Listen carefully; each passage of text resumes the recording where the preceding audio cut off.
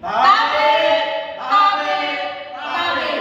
Kami dari kelompok penistaan linguistik forensik luar biasa. Kalau mau aman, jangan ada penistaan. Nah, sobat puasi, jangan viralkan. Terima kasih.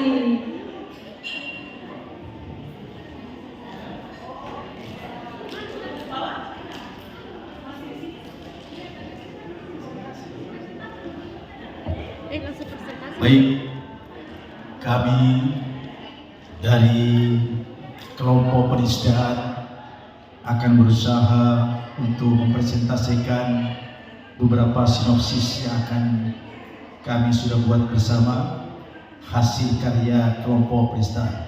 Untuk itu saya persilakan kepada Pak Yasmin untuk menyampaikan kalau ada Pak Asman, maaf. Iya. Saya persilakan dengan segala hormat untuk menyampaikan beberapa hal yang berkaitan dengan nilai-nilai penistaan yang ada di kajian sosial. Silakan.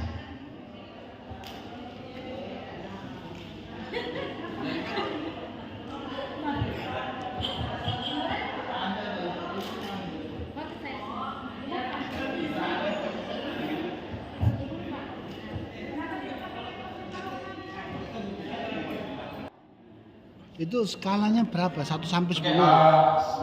Perkenalkan kami dari kelompok 1 sampai 10. Di sini kami menulis pakai 10 100 saja. tentang penistaan. Judulnya yakni tantangan digital. Biar kelihatan banyak penistaan nilainya. dalam ruang media sosial.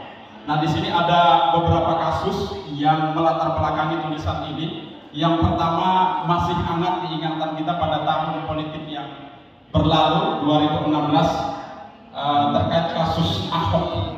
Nah, di sini mungkin Anda bisa dijalankan slide-nya. Penistaan ini kami ambil berita-berita di sosial media, apakah itu elektronik? Coba kanan. Ya, ini. Pertama ini kasus tentang penistaan agama di media sosial tahun 2016 yang seperti kita ketahui dilakukan oleh Basuki Cahayapurnama atau biasa dikenal Ahok.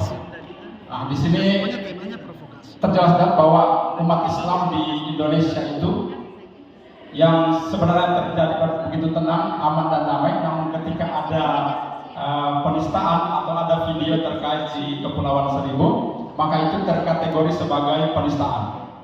Kemudian selanjutnya ada percakapan yang menjadikan itu penanda bahwa itu merupakan penistaan. Seperti di sini dikutip dalam media, jadi jangan percaya sama orang. Kan bisa aja dalam hati kecil bapak-bapak enggak bisa pilih saya karena dibohongi. Pakai surat Al-Maidah 51 dan macam-macam itu. Selanjutnya,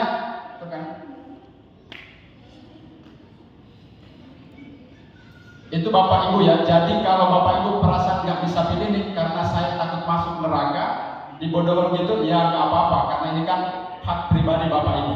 Jadi kategori percakapan yang dikategorikan sebagai penistaan ini yang dikutip.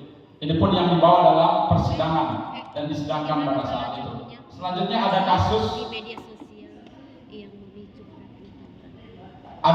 oleh Muhammad Kece.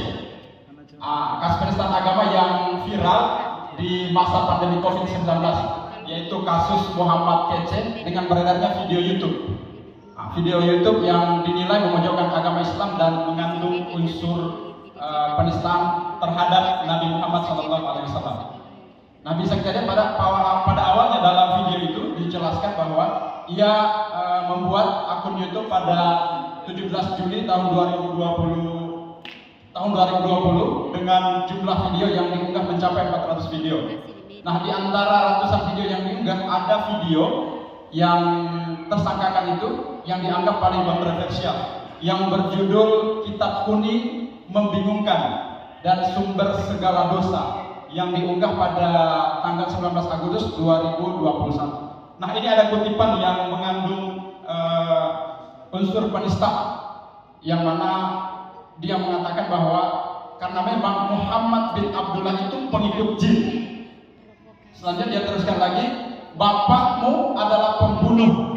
Siapa yang perang Badar? Itu Muhammad. Muhammad bin Abdullah adalah pemimpin perang Badar dan Uhud, membunuh dan membinasakan, dan seterusnya dan seterusnya. Selanjutnya ada lagi. Ini lanjutannya, masih lanjutan dari video itu, percakapannya yang terkategori. Kalau nggak? Ya, saya secara pribadi,